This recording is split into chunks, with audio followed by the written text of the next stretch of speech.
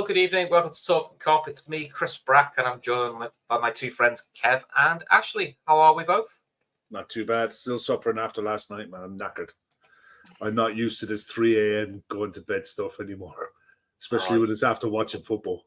If there was alcohol involved, it's a different kettle of fish, but staying up till 3 o'clock in the morning watching a match, I don't know how people do it. And function the next day, not a hope in hell. Strange breeds. So what the international fans have to do. Yeah, I was off today, but that doesn't matter. I no excuse for all day. And I'm still cooked. I'm still goosed. I am still goosed. I was sat watching Quantum Leap season 2, and I just vegged on that all day long. Yeah. Well worth it, Mike. Yeah. Ashley, how are you? Because obviously you and me probably had to do work. Well, I had missed the first 15 minutes of the game last night because I was working, so I was rushing to get back. That was also quite good. So on, my iPhone.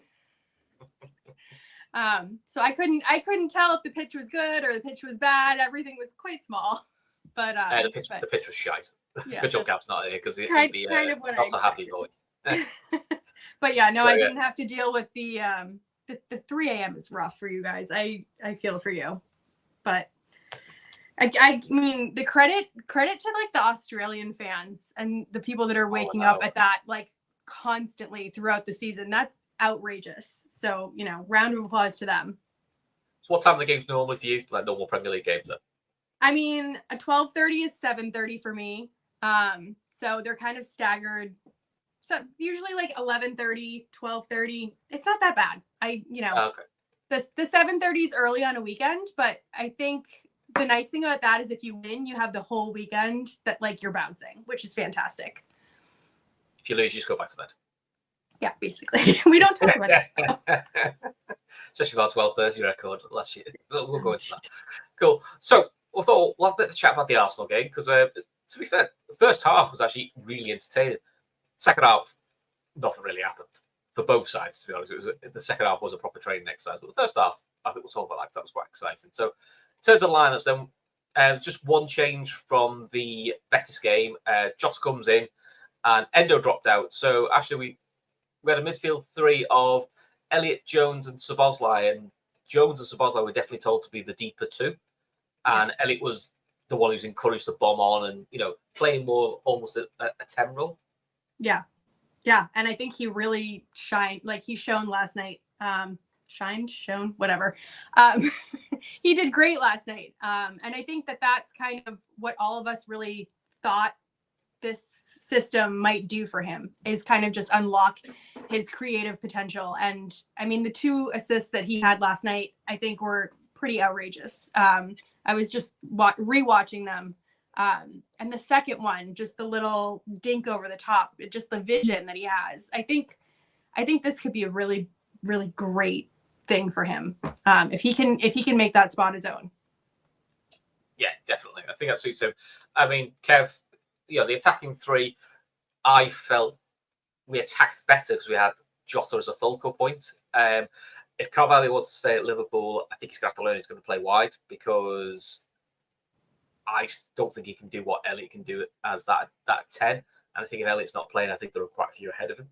But I would say, Kev, that's probably the most involved I've seen Mo Salah for a while in the play because we saw at times last year, you barely saw Mo, but you just got at the end of stuff. That's kind of what he was. That was kind of his role in the Liverpool team. But I did feel Mo got a lot more involved in the first half. Yeah, look, all in all, it was a good first half performance. First 10 minutes were shaky.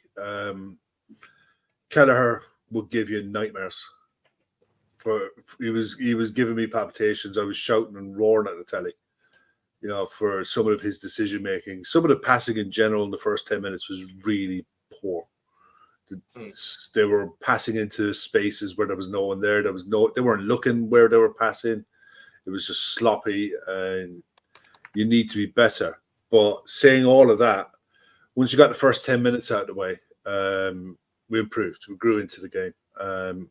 So saw out the first 10 minutes. Arsenal had a couple of chances, early chances, and we either cut them out or some really good tackles, last-ditch tackles. But once we got into the game, once we got the goal, and the goal came from a chip out, Kelleher, Jota nods it down, ball wide. But, flicks Mo in, and Mo's one-on-one. Mo did brilliantly cutting across the defender because he can't do anything. In a normal game, if he cuts across the centre back like that, any touch, he's down, it's a red card. So, and he had the composure then to wait for the keeper to make the move, and he slotted it perfectly. But yeah, Salah was really instrumental. And the other thing with Mo, Conor Bradley's able to get up and down and be that outlet on the outside. So if you're a defending left back, you've got a decision to make every attack. Do you stick with Mo or do you go with Bradley? Because Mo's quite to slip Bradley in if a defender is stick or twist. Because I've always been a critic of Mo where he doesn't do anything on his right foot. But if you have a fullback going outside you, that eliminates this problem straight away. And as a fullback, as a defender, you're in deep trouble if you've got Bradley going on the outside, Salah coming in on the inside, being supported by the movement of a central striker looking to get in behind, or a midfielder in Elliott or Jones supporting through the middle. That side of the play was really, really good. But it was a really good exercise. To be honest, I thought the pitch played okay. Even the dimensions of it. It was nice to see a full house as well. It looked like a really good atmosphere and biggest good crowd for 45. Biggest crowd for a football game in that stadium. Yeah, just not 70,000. So it was good. I mean, I'll be honest, Ashley. I bet Zinchenko would be happy not to play Liverpool again. A fullback's not fancying it within first 5 minutes. He goes, I was going to pull Mo back. I've had enough. And then Mo decides to go to right back, and Zinchenko goes to follow, thinking this will be all right. And then he plays Bradley through down the wing, and he's got to go back and chase Bradley. I think Zinchenko was quite happy to come off at half time. He's like, I'm enough of this. This is crap. Yeah, he probably needed those water breaks more than anyone else because it was hot. It was really hot. Yeah, I checked on my phone to see what the temperature was in Philadelphia last night during the game. Bear in mind, this was 8:30 in the evening, and it was, I think the real feel in the stadium was 33 degrees with not a puff of breeze. So you're talking we've got 33 like heat Celsius. advisories. Yeah, that's like 95 Fahrenheit in the evening. That's insane. That is absolutely insane heat. And for us to be able to get 70 minutes out of the majority of the first team, out of the starting 11, that's brilliant. That's an absolute bonus because you can guarantee that they'd have had a training session in the morning. And it looked it in patches where you could tell that some of them, by the time they were coming off, were blowing hard. It was definitely a tough night's work for both sides. We're trying to get used to this because we're used to how I've done clock pre-seasons, which is probably a little bit more games, but they tend to be 30 minutes, then it's 45, then it's so we've literally gone 45, 70, and we're probably not used to, but we have got less pre-season games. I think it's more on the training pitch. So just little tweaks like that, which are quite good. Defensively, actually, it was a mixed bag. I think that's a polite way of putting it. Because I felt first 10 minutes, which you probably got it, wasn't great. I think for the goal, both fullbacks could do better. But I thought the two centre backs played really well. And then second half, Liverpool, I think Kev was telling me off air, 29% of the ball, barely had the ball. No, I know we made a lot of changes and the kids and all that. But what was positive to see is that as a defensive unit, we limited Arsenal to very little, which is a criticism you could give of us in the last couple of years is we probably give away too many big chances to the opposition. There was probably less encouragement for Arsenal. Yeah. I mean, you could see them lock it down, which, I mean, I mentioned last night in our Telegram, I hope we don't have to play this no striker system very often. And that's true. But what was nice was that even though we didn't have strikers, we were able to just be solid. And that's something that I think we were asking for multiple times last year. It was just, if we've got the lead, lock it down and stick with that. Like, stop taking unnecessary risks. And to see the they're not children, the young kids be able to do that. Some of them looked like children. Actually, some of them were children. Some of them are children. Some of them looked very, very young. But anyways, to see them be able to implement those tactics and be able to lock it down makes me really excited to see what a Virgil will look like in this system. for example, or any of our senior guys. Yeah, I think so. So, I mean, sort of go through the team who started. I think it's probably big pluses for, I thought Soboslai deep looked good on the ball. I think Kev made a point off air to me. Probably runners off the ball is probably where he needs to work on. But again, it's a new position he's playing. Jones, I think Kev was saying mixed bag in terms of he only gave the ball away. We only got dispossessed twice, but both times were, but they created big chances, which is in my head stuck in there because I felt he'd give it away more. But he actually didn't give the ball away that much. I think his possession stats were 96%, but he didn't win a single tackle, which is probably not great for him. And he's normally better defensively. Elliott, I thought that suited him. I think he was a bit wasteful sometimes of his passing or holding on too long. But again, you saw the manager post-match saying he was pushing him because he knows he can do this role, but he's learning the role quite new. Anybody else sort of stand out for you? I thought Elliott's pass for Carvalho's goal, the vision was great, but the run was better. The run for because you could see Carvalho looking back at him, that I'm going here, find me, and the finish was brilliant. Look, Carvalho's marked improvement from the game, from the first game against Betis, because I thought he was just it's hard to say he was a passenger, but he wasn't involved, and there was a passage with Ben White in the first half where Ben White gave him a shove in the back and he went flying into the bottles and what have you. And Arteta picked, he got up and dusted himself off and he'd come back and then he kicked lumps out of Ben White twice. I'm like, yep, like that. Does he have a role in the club going forward? I don't know. But there's a few that played last night that did their transfer chances absolutely no harm whatsoever. And some of them, I mean, Sepp van den Berg, it's a bit rich for Sepp to come out and say, I feel the transfer value that Liverpool are asking for me is too high. Sorry, mate. No, you go and watch your last two performances, and yeah, what we're asking for is a fair market price. Even though he does have 2 years left in his contract, I think he's got the potential to be a very good centre back. I don't think he'll be a centre back at a title winning or a title challenging club in the Premier League, but I think he could definitely go and play at a high level on the continent and win silverware and have a really good career. I think he could probably push his way into a Dutch squad down the line if he carries on developing the way he's developing over the last few years. Every year, every summer he comes back, he's showing that he's improving, that he's getting better and better and better. But at some point, you have to turn around at 22 years of age and say, yeah, you need to be playing regular first-team football, week in, week out, meaningful football, in its side that's pushing to win something. And he's not going to get that play for us. As much as I think having him around the squad would be okay, I'd be fine with it. But I think for his career, he needs to be allowed to go and have a career. And we need to look to invest and bring in at least one or two in the rest of the window. So yeah, look, he was. I thought he was really good. Possibly two if Gomez goes, but we'll do a bit. Well, yeah, that's one for the social media transfer gurus. That'll be us in a minute. We'll make something up in a minute. Well, yeah, Ashley, we'll move on to the NTK section in a couple of minutes. Yeah, we'll do that. We're quite good at. Actually, you get the nice question. Look, it's pre-season, so we won't go. But from start 11, who do you think struggled? Who do I think struggled? Well, your friend, Simikas. I'm saying nothing because I get accused of being anti-Greek and being biased, and so I'm saying nothing. Yeah, I think he struggled. And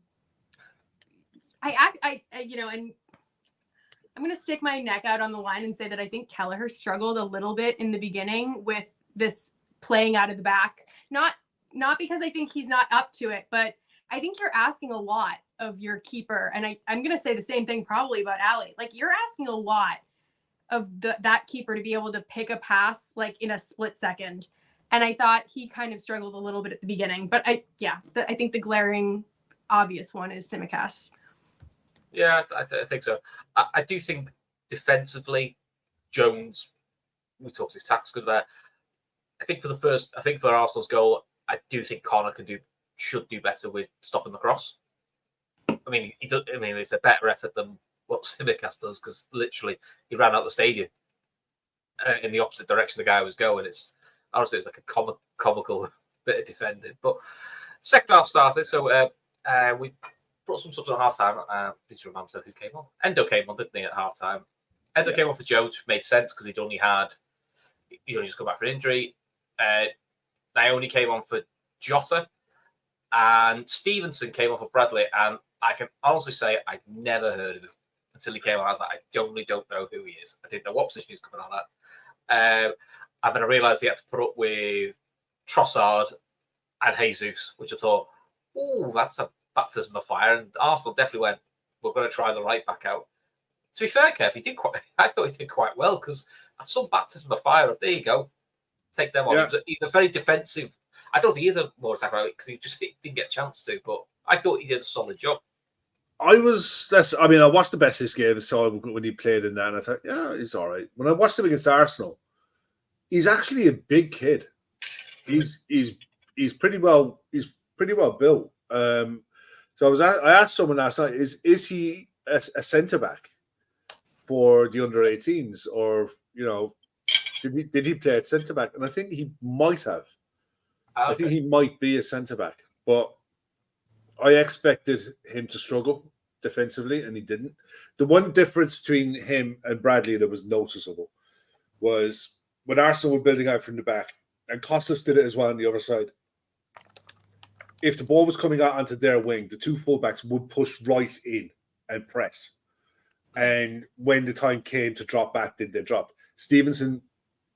Bradley did, and he went right up high to try to press during the first half. Stevenson didn't. He's like, yeah, nope, I'm quite comfortable where I am. Thank you very much. I'll defend from the back four. That's absolutely fine. What you may track as a more traditional right back. Yeah, way of playing. It's like, I'm never getting ahead of the ball, and I'm going to come in. I'm going to do a job. I'm going to make sure that Trossard or Martinelli or whoever I'm playing against doesn't make me look like an idiot, and is going to get absolutely nothing out of me. And to be fair, I thought he was really, really good. Out of all of the kids that played, I thought he was probably the one last night that looked the best of them. Yeah, Naoni come on, and he come on the first game, the bestest game, and he played in the middle of the park, and he looked really good in the middle of the park. He was passing and going past players and making simple passes look really, really good. He came on last night, and it was almost like he was playing as number 10 or a second striker. Yeah. It was just a different position. And then he shunts to left wing. It looked like it didn't fit. It was a square peg in the round hole. It was just go and do a job. Go and try and do something while you're on it. But just go and, we need you to play this, and that's it. But also, actually, for someone like a Trey Naomi, because he's so young, maybe it's also just the manager going, throw him a curveball just to say, I want to see how you adapt to it. He doesn't expect it to be his natural position, but let's see how you adapt, because maybe because of his physicality, I think Slot has said he doesn't do every training session because he's still only young and his body's still developing. So maybe he's looking going, but if I did want to use him in a Premier League game, could I throw him out wide, and would it work? So maybe it's just a bit of a see what I can do. Yeah, I mean, it looks like he's doing that with a bunch of them. You saw Szoboszlai play a little bit further forward in the last game, and then he played a little bit deeper in this game. I think he's just trying things out and seeing what works. I mean, I wouldn't have expected to put Carvalho on the wing, but he doesn't look wildly out of place there. He has a little bit of a turn of pace, so I think he's just he's doing what it said on the tin. He's testing it out. He's looking at the players. He's assessing his squad. I don't think he knows necessarily what he's going to do with them yet. Yeah, I think so. And then I think round about the 17-minute mark, I think we just made mass changes then, which resulted in Nat Phillips now being captain. Wearing the captain's armband, yeah. Captain's armband will be part of his testimonial. Honestly, we'll be on this podcast in 10 years' time, and Nat Phillips will still be playing. He'll still be there in the background. Jay Spearing? Yeah. He's never left. He's just always there. So, I mean, Kelleher got the full game, and I'll be honest, actually, I thought, okay, I was getting full game. I thought, oh, they had penalties against United, so maybe there's going to be a penalty at the end. So thinks he needs a warm up. No, just give him a full game. Which is fair enough.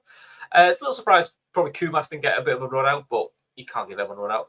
I did think the young centre back, is it Nalo? How you pronounce it? Nalo, yeah. I thought he looked solid actually. I was quite impressed with him, because it was a see the job out, and I think he's only like 17, 18, but he looked quite impressive. Nalo has just turned 17. There you go. Yeah, he's a big lad. He's a big lad, ready for 17, so he's going to be exactly centre back. But they all come in. They did a job. Nat Phillips did his best Ragnar Klavan with his Cruyff turn on the ball. I thought, he loves a Cruyff turn. Bless you, cotton socks. His signature move. But to be fair, no one really stood out. But I think, given the fact that Arsenal dominated the ball and who Arsenal had on the pitch, Arsenal made their changes, right? And you had Vieira and Trossard came on the half. Then you had Jorginho and Ketia came on 78 minutes. Plus, they had their kids come on as well. And given the fact that their starting lineup, a lot of them played, like Thomas Partey played 78, Gabriel played 84, Kivior played the 90, Odegaard played the 90. And that was probably arguably a more experienced Arsenal side from start to finish. I think the kids, they were really good. They kept their shape really well. They limited Arsenal to something like one shot on target in the second half, having 72% of the ball. To me, that's brilliant. Yeah. That's really, really positive. Another positive, so actually, I think Kev said it in the watch along for the Betis game, and there's now 2 games running that what's happened is it's nice for the younger players to see the results out. We've set it up, you see it out. Yeah. And they've done that. I mean, look, if they'd drawn, they'd lost, sensible fans are just going to go, it's a pre-season game, it's kids, you've got to give them an opportunity. But again, they've seen it out. So again, that's just a bit of a learned experience of, right, this is something else to be involved in. They probably learn more from a 2-1 win than if Liverpool had gone and won 5-6-0. But from an Arsenal perspective, they've had a bit more pre-season than we have because, they're only missing 4, maybe 5, what you would call their regular. They're missing the English lads. They're missing the English lads. Saka, they're missing the keeper. Rice. And Declan Rice, yeah. Yeah, I think so. Someone else. Saliba as well. Saliba. So key players. But I think Liverpool got 8 out. Because I openly admit, I think I said on the show, I can't remember actually view the same. I said, I think Liverpool get beat comfortably. Yeah. Because I just looked and went, what will happen is it'll be quite tight. And then what will happen is Liverpool make a lot of subs, bring a lot of kids on. And Arsenal will just have a bit too much experience and know-how. We'll just pick Liverpool off, and so be it. And it didn't happen, which is, again, a positive to look for. Yeah. I think, I don't have the exact quote, but Slot was interviewed afterwards and he was talking a little bit about his winning mentality. And the quote went something along the lines of, you should always want to win. You should want to win, whether it's preseason, you should want to win if it's a real game. You should want to win if it's, the training session that you're doing, for warm-ups or whatever. So that seems to be something that he is carrying forward. And, it's nice. I think the thing about last night is Arsenal felt like the first kind of real test. And I think a lot of us are a little bit trepidatious about, what kind of Liverpool are we going to see in the Premier League? And are they still going to be able to compete at the highest level? And last night, preseason or not, it did kind of ease some of my fears a little bit, where it was no, we haven't fallen off a cliff. All of the, little Twitter people have insinuated that we might. We looked competitive, and that's what we all wanted. And I think last night was the first time I got that kind of little spark. Yeah, I think so. Kev, we've got one more game to go before the tour's over. So we've got Man United on Sunday morning. Is it Sunday into Monday morning? There we go. Oh, is it Sunday morning? It's Saturday. Oh, right. No, it's Saturday. Saturday night? I think it's Saturday night. My Saturday. You call it Saturday night. So it's Sunday morning. So. All right. Okay. Either way, Kev, it's going to be a killer for you. So but it's a good turnaround. It's a good quick turnaround, and you'd imagine it's pretty much going to be more or less the same players who turn out again. They'll get another hour into their legs. And you expect Ebel and Gravenberch to probably get 45. Maybe even if they come on for last 20 minutes or something like that, depending on what they look like when they come back. But it was look, I'm kind of a fan of the fact that we're only playing 4 meaningful games in preseason. There's got to be enough football that they're going to play throughout the season. There's no point in overloading them with preseason friendlies, playing 2-3 games a week on tour, and then it was used to be the case that you'd have games lined up in Liverpool, then you might have a game in Ireland, then you'd have another game at Anfield, and then you'd have your training camp wherever that was. We used to play Tranmere every year. Yeah, we played or Tranmere the fact that if you were going to the States, you'd play a local side in a behind closed doors game that suddenly got put up in front of 8,000-10,000. And like you said, you play 30 minutes, 30 minutes, 30 minutes. And I understand why they want to do it, because it is about training. But at the same time, a lot of these guys are taking on a lot of information. Tactical work that they've been asked to do differently. And it is happening. We are playing different. Trying to slow it down and build up in a certain way. And the first 10 minutes last night, I'll be honest, it did worry me, because I think good sides will read the patterns of play. Because I used to love us coming up against sides who played out from the back like we're trying to do. Because if you do that over 90 minutes, 95-minute game, you will make 1 or 2 mistakes. And you're going to give the ball up in really good areas of the pitch. And you will give up really good chances unnecessarily in a lot of ways. But at the other side of it, if you get really good at it, sides will just drop off straight away. So you end up building up through the thirds normally. We'll see how it pans out, but it's going to take a lot of work. Yeah, that's probably where the first goal comes from, because Liverpool are passing out from the back, and I think Arsenal sets plug on, we could get this, and it stings them, because it then becomes the probably classic Liverpool goal that we've seen for years on the clock, which is the counter attack. Yeah, getting it to Mo or Manny at the time, to play through. So, it's the whole risk reward. But I think structurally, it's just a slightly different setup. I think the only thing I found a bit odd, something social media wise, is I'm not seem to want to poo-poo what happened on the clock now, and how almost like we were inept and we didn't play good football on the clock. But it's very odd. It's a very odd. I'm a bit like, you can rate the new way of playing with the manager. You don't have to be dismissive of the old way. You can bet for both. It's just, I was like Emperor's New Clothes sometimes. Let's see how we go. I'll be honest. There's a reason why I don't watch Man City, and it's nothing to do with the fact that it's Man City or it's Pep Guardiola. It's the fact that they're boring. You don't want that style of football now. I hate that possession style. That's, you dominate the ball with 65, 70, 70, 80% possession sometimes, and you affect the same amount of chances or less than what we did under Klopp with less of the ball. It bores the living daylights out of me. I hate watching it. I'm not a fan of it. I never will be a fan of it. And if Slot turns us into that, that's fine. And if it's effective, great. I'll enjoy it. But I won't like it. I won't like watching it. Won't be as much fun as the Klopp way. I know what you It mean. won't. It's not so much so much fun and all that. I just don't like that type of football. I never have. I suppose the only time that I watched that type of football and I enjoyed it was with Guardiola at Barcelona, and that was largely because I loved watching Iniesta and Xavi and Messi in their pomp. And if you couldn't enjoy watching those players playing football, then there's something wrong with you. But I think they were the pinnacle of that type of football, and nobody's been able to manage to get close to replicating what they did for me. But I am what I am. I'm a bit, probably because I'm a bit older. I just don't like that style of play. I never will. It just is what it is. I don't think he's going to turn us into that, by the way. But I get nervous when I see Caoimhín Kelleher trying to look for passes and the movement isn't there. And I think that was a lot of the problem with Kelleher last night. He was holding the ball.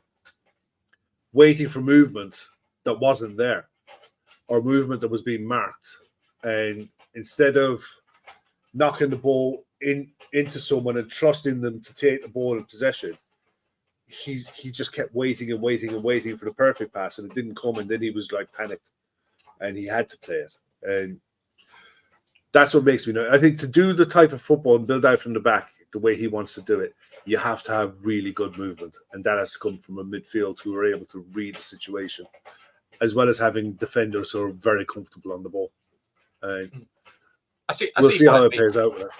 I think what we saw more last night than we did see in the best game as much is I did think actually there was a bit more, at least mixing up it. There was still the passing out from the back, which I think is the principle that the manager wants to go with. But they still weren't afraid every now and then to do a long pass, play it over to a Salah or a Bradley to run on to. So if it's a bit of a hybrid of the two, I kind of think that's probably the best way, really, because then it makes you unpredictable. Because then, if passing out from the back for some games isn't working, plan B is, we go long in these areas in the right moments, because that's what you kind of want to do. City, even City do sometimes play it long. It just isn't talked about as much. But you have to have, and I think you have to show that you have it in your locker early. Yeah, and I think with the pace we have at our side, it'd be naive not to use it, I would say. Yeah. I'm really excited to see how Nunez looks with these kind of longer balls, because I think he could really thrive on that. And yeah, it looks like a hybrid. I totally agree. I think our press last night was still very present, like the Klopp style high press was still there. I think that the biggest adjustment, at least for me, is definitely just the playing out from the back in such a methodical, slow way. And I think, we need to find the right partnership, because that's gonna be about like knowing where the other players are gonna be at all times, and almost having that like telepathic idea of where the space is. And I think right now, because you're just chopping and changing, these guys are, they're not used to it. So it's going to be a learning curve for a little while. And I think that might do like instead of the super exciting upfront heart palpitations, we might get the, defensive heart palpitations from, yeah. We have them anyway. Match up will bring this up. Did you see, I think it might be Redman TV or something. It was with, Redman. Paul mentioned interviewed Curtis Jones, and he felt he had to clarify his comments on Jurgen Klopp because of what a paper part of it. He doesn't like Jurgen Klopp. Honestly, God, the world we're in. If you needed that explaining to you, it's mental, isn't it? Honestly, he's got nothing but respect for Klopp. He's just saying Slot does a slightly different style, which plays more through the midfield, which will play to some more of my strengths. Fair enough. That's not him saying he doesn't like Klopp or doesn't like anything else. He's just saying the style's slightly different, and I think this new style will suit me. Yeah, it's literally, if you have to explain that for people who are deliberately dense or purposely slow, And in fairness, it's sad that he felt he had to say that, but at the end of the day, I wouldn't even acknowledge the fact that he said that he had to say it. You're literally talking to people who struggle walking and chewing gum at the same time, and now people might listen to this with kids in the car, so I'm just going to leave it alone. Oh God, if kids listen to this will be fun, won't it? Right, let's talk about the game then we've got on Sunday morning. We think it's Sunday morning. We're going to get Sunday morning. You can tell I haven't checked. Actually, from what you've seen from difference from Betis to Arsenal, what would you like to see from Arsenal to Man United? Is there any little niggles you'd like to see improved, or anything you'd like to see more of? I really enjoyed how we were able to break down the defensive line at the end. I think so many times last season we really struggled to do that, and just the variety of ways that we were being incisive in their box was very exciting. And I'd love to see more of that. I'd love to continue to not concede the first goal, which has been fantastic. This is like the the first time we've gotten 2 games back to back where we haven't conceded the first goal. So that would be fantastic too. And not the first 10 minutes. But yeah, I think just more of the same. I want to see the patterns start to develop, and I don't like, I kind of want to get an idea of like, what is it? Because we did change a little bit from last game to this game. And I want to see like, okay, what are we trending toward a final product? Like, what does that kind of look like? Yeah. Kev, from your perspective, I know Ashley saying this, it's nice. We've had 2 games now we've not conceded first. And there is a little part of me that goes, I would like to see what we'd do if we conceded first. Because then the onus is on you at some point that you've eventually got to push for it. And how does that change? I don't think in a preseason friendly they don't care. I don't think they care about the result as much. I'm looking at the Man United lineup that played Betis the other night, and they won 3-2. They beat Betis 3-2. I mean, the fact that Betis scored 2 against them, we'll see how that works out for us. But I'm looking at it there. You're looking at Tom Heaton in goal, Wan-Bissaka, who's halfway out of the door, Lindelof, Maguire, Amos at left back, McTominay, who's on the way out, Casemiro, who I'm surprised is still there, Ahmed, who's I think is a really, really good player, and I think he's going to have a good season for them this year. Christian Eriksen, Jadon Sancho, who's rumored to be on the way out, and Marcus Rashford, who probably doesn't really want to be there up front. And who also went off, I know it looked like when he got substituted, he was injured.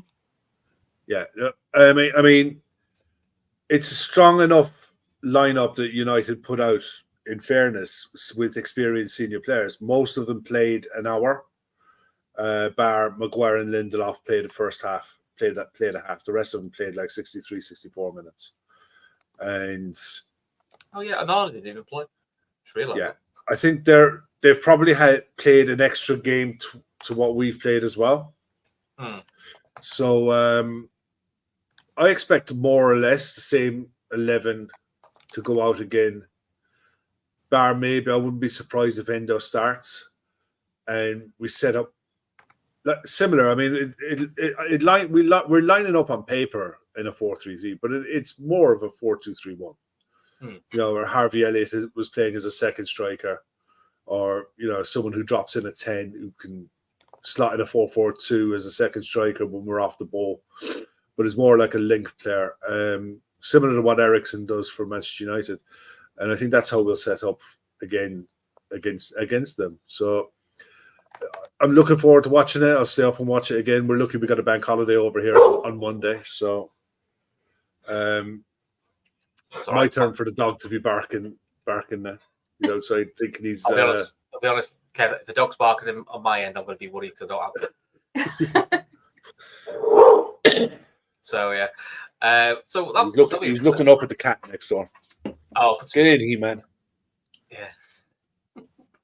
Yeah, I mean, listen, Kev, you got back holiday. I'm lucky. I've got after tomorrow, I've got 2 weeks off work, so it'd be nice. Oh, yeah, then. Cool. So I think that's what we need to talk about in terms of the footy. So in terms of transfers, there isn't really a lot to talk about. Apparently, Ismail Sarr looks like he's pretty much done deal to Palace from Marseille, and he's 26 now. 26 now, yeah, he's 26 now. I feel like he's been around forever. Yeah. Obviously, he was. He was Sadio's mate, wasn't he? Well, he was the original. We wanted him before Jota, and we couldn't get a deal done with Watford, so we went to Wolves and got Jota instead. Sliding doors moment. Shame. Well, they weren't willing to structure their payment. They wanted, I think it was like around 40 all up front, and they wouldn't spread it out, so they walked away. Yeah. So well, no sliding doors moments. It's like we could have not got Mane and ended up with Julian Brandt. It's Julian Brandt's a good player, but he's not Sadio Mane. So it's funny how those sort of things work out. But I'm expecting from the Liverpool perspective, maybe hoping as well a little bit, is you start to see some more. You can't see some proper movement next week. Get this United game out of the way.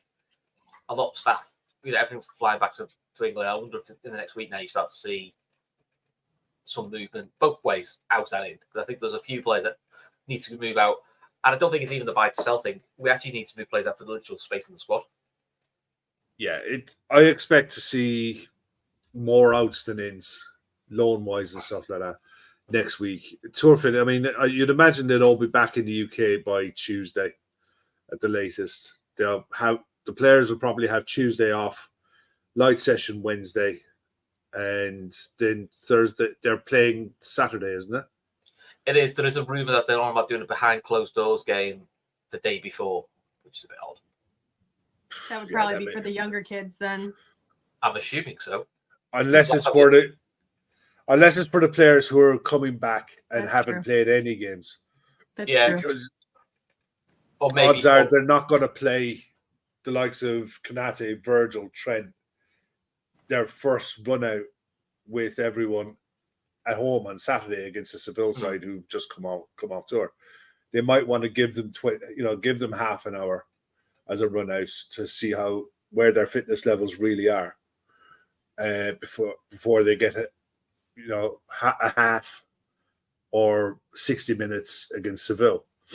Because in fairness, you're literally only 2 weeks away from the start of the season. It's coming at you quick now. Yeah, for our first 12:30 start of the season, or 7:30 for Ashley. Honestly. Yeah, I'm looking at some of the other moves. I mean, it looks like Conor Gallagher could be on his way to Atletico Madrid for the ones, £34 million, something like that. It's a really good move for him. Yeah, it'd be interesting for him. I think even Kieran Trippier, I know he's always everyone's cup of tea, but he said himself when he played for a year at Atletico, he just said it was just learning a different style of play, and it'll do him good. Champions League football, obviously Chelsea just need it for the keep their PSR at bay. They desperately need it. I mean, I've lost track of the amount of players at Chelsea. They're after bringing. They're looking at someone else just today. They brought in another keeper, €24 million or something. I think they've spent 170 million on keepers. Since we've had Alisson. Well, Kepa would take a huge chunk of that. Yeah, but Sanchez wasn't cheap. The lad I thought the lad he played last year. I thought he was all right. I was surprised looking at yet another keeper. Another one is Fulham potentially coming back in with a 20 million bid for Scott McTominay. They want like 35 for him or something, or 30. They want something like 25 million for him, okay. But no, if Fulham are at 20 and United are at 25, there's a deal to be done there. Yeah, and they've lost Palhinha, so you can guarantee that one probably does get over the line. Yeah, did they get Smith Rowe over the line, or is that still in the works? It's virtually done, I think. 34, 35 million or something like that. And West Ham looks like West Ham have pretty much done Somerville and your man for Germany. Fulkrug. Yeah, and they're looking at Sorloff as well. Yeah, so West Ham are busy. Yeah. But you said, I think Shawny hinted this last night, maybe this is West Ham spending the kudos money before he goes. It would make sense. I mean, clubs do this a lot. And you'll see this next week. Any players who are, say, players that we're linked with, watch for the business that clubs do in the next week. Because we saw this before with players that we've gone in for.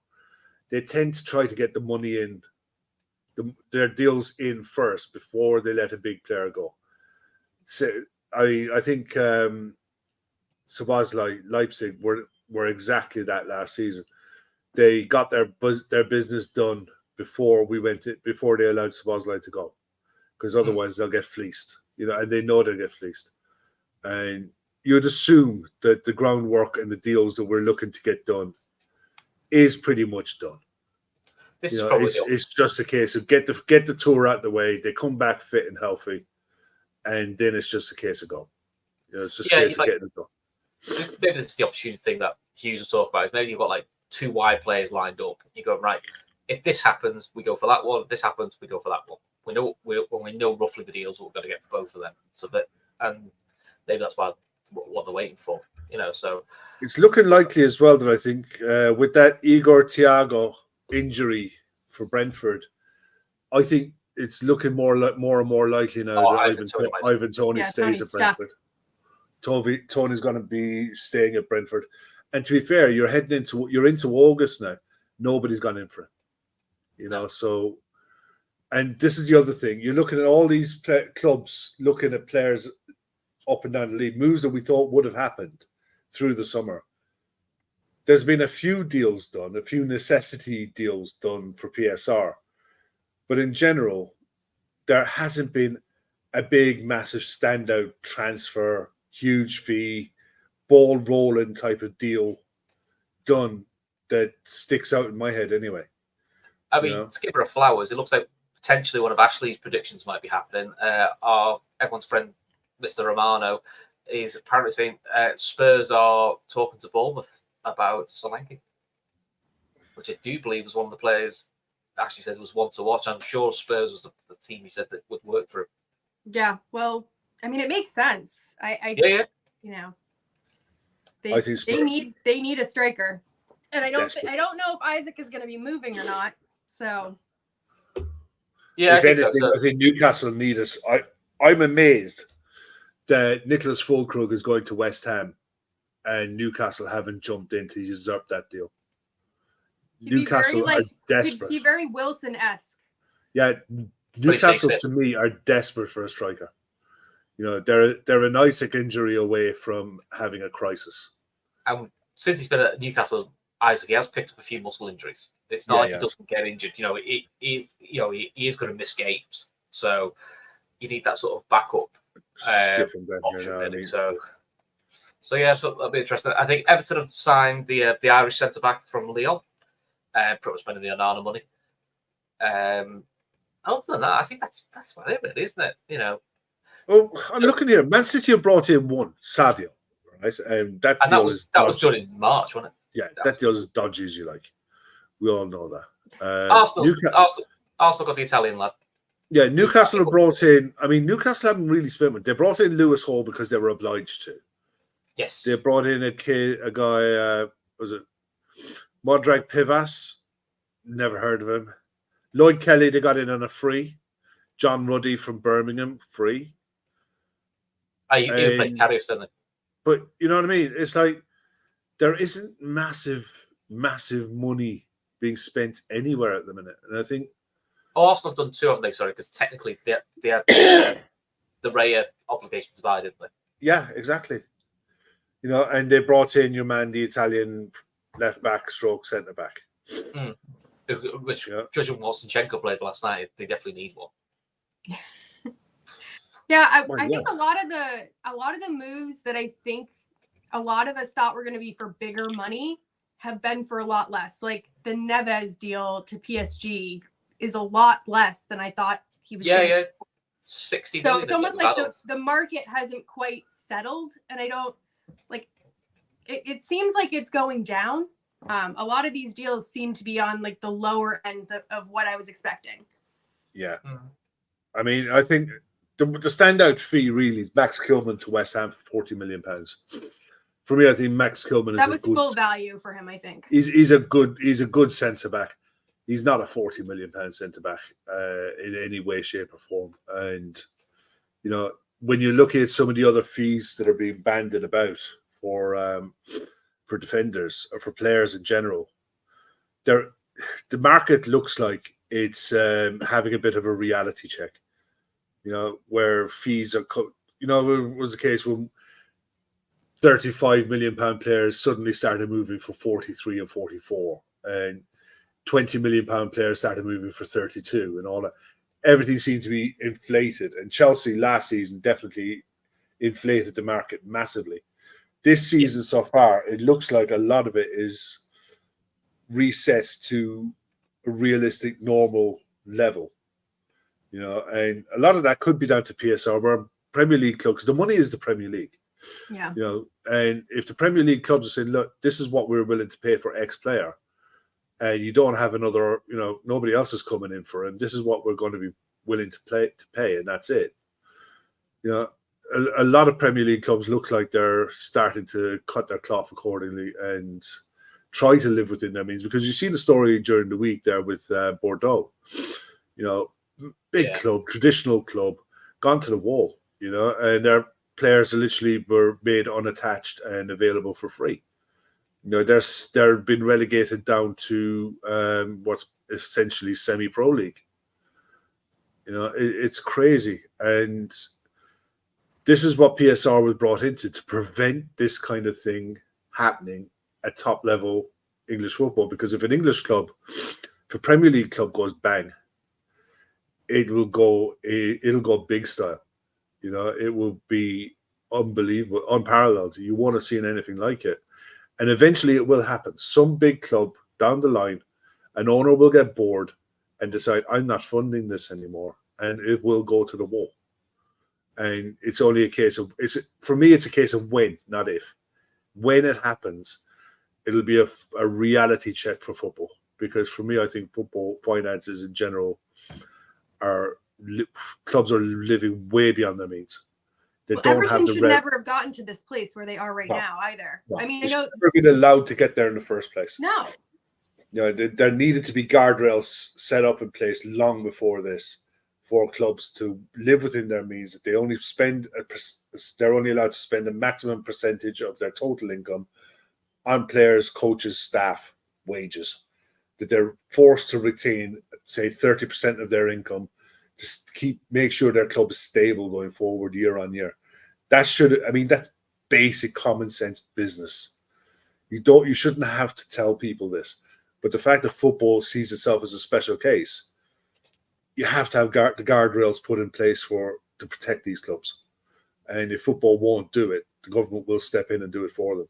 But it looks like football is starting to get their house in order now. Yeah, because the government run things really well so far. Anyway, also in news that just broke for about an hour or so, Kev, wasn't it? Sad news. Former Leicester manager Craig Shakespeare sadly passed away only at the age of 16, which is very young. So passed away from cancer apparently. Yeah. Do you remember when he was? I can't remember which manager he stepped in for. Ranieri. Was it Ranieri? He stepped in when Ranieri. I think after Ranieri won the league and then they had a bit of an iffy start, I think Craig Shakespeare stepped in and kept them up. And took over and then got the reins. It was, it was apparent. I seen a tweet went out from Harry Maguire that he brought Harry Maguire in at Leicester and gave him his break from Hull at Leicester. And 60 years of age is no age in today, but cancer don't give a shit. And it doesn't give a shit who you are, doesn't care about your bank balance, nothing. And it's tragic. It's really, really sad. Yeah, it's sad news. So for the rest of the week, I think everyone will be back. Or I don't know if we've got a show tomorrow. We'll definitely have a show Sunday with the lads, and then the whole routine starts again. But obviously, if you're watching this, you remember anyway. So get up to subscribe and link to the details below. Please follow our charity partners, fans supporting food banks, and the Lighthouse. But until then, Ashley, Kev, anything you want to add before we go? No, that's it. No, I'm good. You want to talk about the women's transfer that happened today at all? Oh, we can do if you want.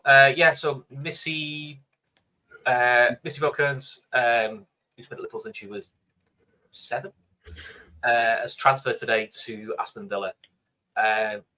From all accounts, it's from her request. The club have got a good fee for her. Read to the lines, it looks like she's just broke into on the fringe of the England squad, and she wants guaranteed regular football to probably get the England squad for the next tournament. Realistically, for Liverpool, she was not a regular starter last year. She was always coming off the bench and probably also starting in any of the big games.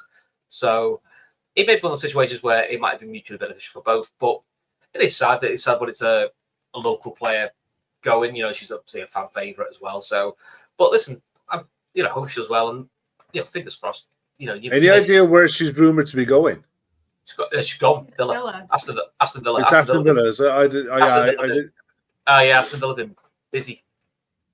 So, but also it's a decent enough fee. I think with add-ons it'll get up to 100k, I believe. That's decent. So whilst you will have the pressure of being the local player, which it does carry its own pressure, being coming through the academy, it's a big feat. It's a big feat and big expectations. But yeah, Villa, who were disappointed last year, I've definitely been a bit busy so far. I think Emma Sanders, who you guys will have seen on the women's show for us, I sort of said Liverpool at the moment aren't really too worried about their midfield options, so maybe that money get invested elsewhere in defence or attack. So interesting time to have. I mean, we've got a little while yet because the women's WSL doesn't kick off till the end of September, so we've got a little bit of time yet. Yeah. Oh, and also speaking of Emma Sanders, friend of the show, she just got a promotion in the BBC. She's now going to be senior football correspondent for women's football for the BBC. Oh, fantastic! That's awesome. Cool, So, cool. also, I mean, Emma's been coming on the shows since the COVID days. You know, Yeah. a long time. But you know, she's really good for us. She always comes and helps me out on the women's show. So you know, it's another good person. So if you want to know more about women's football, She's definitely the one to follow. Definitely want to follow, and I will be doing everything I can to get back on the women's shows in like August, September time. You know, hopefully. I've just seen there Yasser Larouchi is left Troyes, join Watford on loan. Oh right, okay. Gosh, last time I saw him was that horror tackle at Fenway Park. I'll tell you, I remember watching him when he was playing on that preseason. I thought, wow, he's good. He's going to be. And then that was horrible. I was there that day, and like the whole the whole stadium like just gasped. It was such a bad tackle. Yeah. No, he's the only one that I've seen. I didn't see any. I haven't seen anything coming up like major 10 o'clock. No, Indy Kyle. Indy quiet today. Oh gosh. Maybe we'll get it next time. It's a shame. Oh, you should follow it just for fun. Just for fun, honestly. Just to make the evening more exciting. Oh, it does. It cheers me up. How many people there on pins following it? It's so funny. Everyone's desperate. Yeah. On that happy note, we'll let you all go. Thanks, Ashley. Thanks, Kev. And we'll speak to you all very, very soon. Good night, everyone.